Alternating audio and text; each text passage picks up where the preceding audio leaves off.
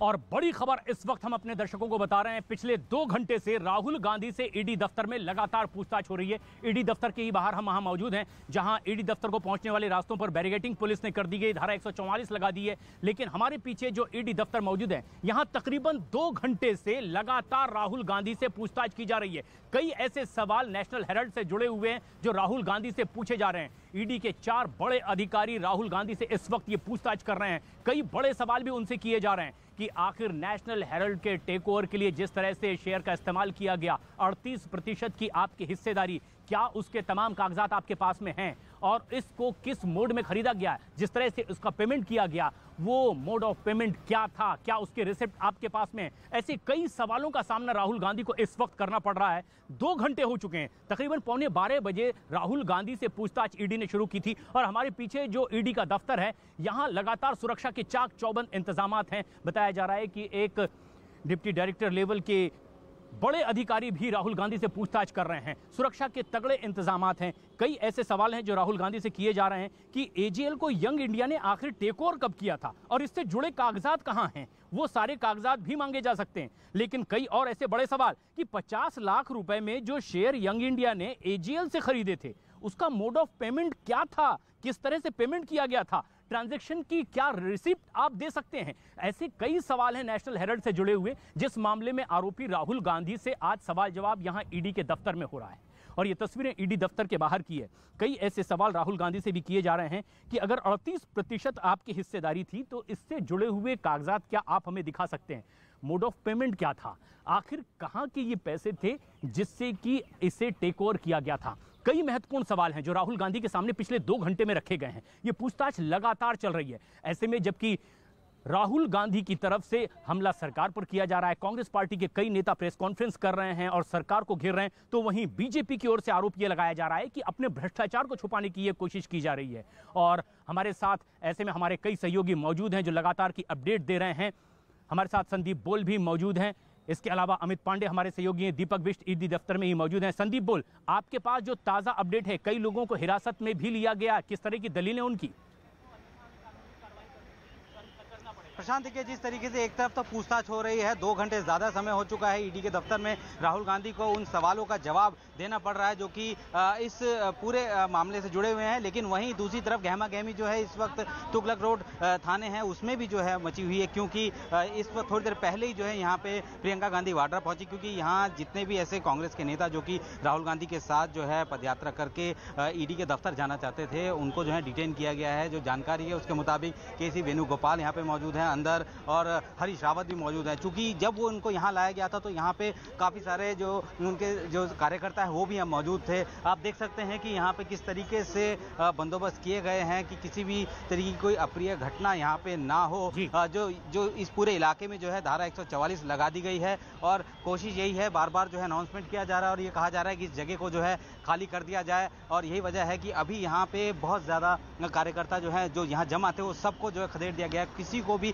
इस थाने के सामने जो है खड़ा होने नहीं दिया जा रहा है और उम्मीद जताई जा रही है कि चूंकि आधे घंटे ज्यादा हो चुका है प्रियंका गांधी वाड्रा को अंदर गए, तो हो सकता है कि वो थोड़ी देर बाद में जो है यहाँ से निकले भी। लेकिन फिलहाल यहाँ पे किसी को भी जो है किसी भी कार्यकर्ता को इस पूरे इलाके में जो कि धारा लोग हैं जो लगातार इस तरह से प्रोटेस्ट करना चाह रहे थे और कांग्रेस की तैयारी भी यही थी कि एक शक्ति प्रदर्शन दिखाई दे दिल्ली की सड़कों पर और एक मार्च करते हुए वो ईडी के दफ्तर पहुंचे। ऐसा करने से रोक दिया गया। ईडी के आसपास धारा 144 भी लगा दी गई थी। ईडी दफ्तर के बाहर भी सुरक्षा के चाक चौबंद इंतजामात हैं। लेकिन ईडी दफ्तर में इस वक्त हमारे सहयोगी मौजूद हैं। दीपक, किस तरह के अब सवालों का सामना राहुल गांधी को करना पड़ रहा है, क्योंकि पिछले 2 घंटे से लगातार सवाल अब उनसे ईडी के अधिकारी पूछ रहे हैं?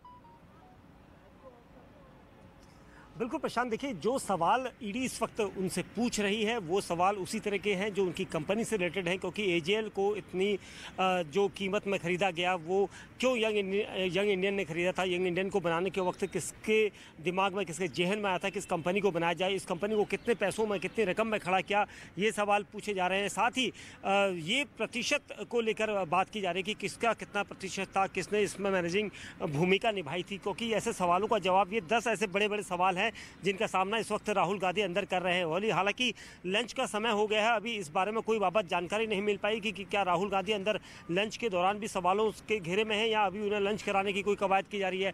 हालांकि ये कहा जा रहा है कि सवाल जो है जल्द से जल्द पूछे जाने हैं, क्योंकि शाम 5 बजे तक अमूमन यहाँ पर किसी को भी अगर पूछताछ में लाया जाता है तो शाम 5 बजे तक पूछताछ होती है। तो ये माना जा रहा है कि राहुल गांधी भी शाम 5 बजे तक यहाँ पर हो सकते हैं या उससे ज़्यादा का समय लिया जा सकता है, जब तक ईडी के अधिकारियों के सवालों की जो लिस्ट है वो पूरी नहीं होती है। प्रशांत, तो दीपक, ये एक बड़ी खबर है कि लगातार राहुल गांधी से पूछताछ का सवालों का ये सिलसिला जारी है और ये पूछताछ लंबी चल सकती है क्योंकि ईडी के पास सवालों की एक लंबी फेहरिस्त है। नेशनल हेराल्ड में जो डील हुई है उन तमाम डील को लेकर के कई ऐसे सवाल हैं जो राहुल गांधी से पूछे जा रहे हैं क्योंकि आरोपी हैं 2015 से वो इस मामले में जमानत पर है। ना सिर्फ राहुल गांधी बल्कि सोनिया गांधी भी जमानत पर हैं। बीजेपी जहां इसे लगातार सियासी कदम बता रही है, वो कह रही है कि अगर आप आरोपी हैं तो ईडी के नोटिस पर आपको सीधे तरीके से पेश होना चाहिए, इस पर सियासत नहीं करनी चाहिए। लेकिन क्या वाकई सियासत दिल्ली की सड़कों पर देखने को मिल रही है? देश भर में ऐसी तैयारी कुछ कांग्रेस की थी भी। अमित पांडे हमारे सहयोगी लगातार हमारे साथ बने हुए हैं। अमित, क्या आप देख पा रहे हैं कांग्रेस की जो तैयारी थी, क्या वो वैसा कुछ कर भी पाई है? देखिए, कांग्रेस के कार्यकर्ता अभी भी तुगलक रोड थाने और ईडी ऑफिस के बीच में अलग अलग जगहों पर मौजूद है। हाँ, ये बात आपकी सही है कि एक विस्तृत एक मार्च की जो तैयारी थी वो फिलहाल कांग्रेस नहीं कर पाई, लेकिन उनके कार्यकर्ता जगह जगह थे और पुलिस ने उनको हिरासत में लिया। कांग्रेस ने इस पूरे प्रकरण को एक राजनीतिक मुद्दा बनाने की कोशिश की और तुगलक रोड थाने में इस वक्त जो शीर्ष कांग्रेस के नेताओं का जमावड़ा है और राहुल गांधी से ईडी ऑफिस में पूछताछ हो रही है और अलग अलग जगहों पर थोड़ी थोड़ी मात्रा में कांग्रेस के कार्यकर्ता मौजूद हैं। तो इस बात का ये सख्त प्रमाण है कि कांग्रेस आने वाले दिनों में भी, जब ये पूछताछ का दौर और लंबा चलेगा जिसकी संभावना बहुत ज्यादा है, तो इसी तरीके से कांग्रेस की ओर से हमें राजनीतिक जो मूवमेंट है या फिर लोगों कांग्रेस कार्यकर्ताओं का संघर्ष या जमावड़ा या मूवमेंट हम ये कह सकते हैं, ये हमें देखने को मिलेगा। और अमित, इसी बात की इजाजत नहीं दी गई थी। दिल्ली पुलिस की ओर से यह कह दिया गया था कि हम आज इसकी इजाजत नहीं दे सकते। रीमा हमारे सहयोगी लगातार हमारे साथ बनी हुई है। रीमा, इजाजत कांग्रेस को नहीं मिली थी, उन्हें जंतर मंतर पर जाने के लिए कह दिया गया था दिल्ली पुलिस की ओर से, लेकिन क्या सड़कों पर आप देख पाएंगे?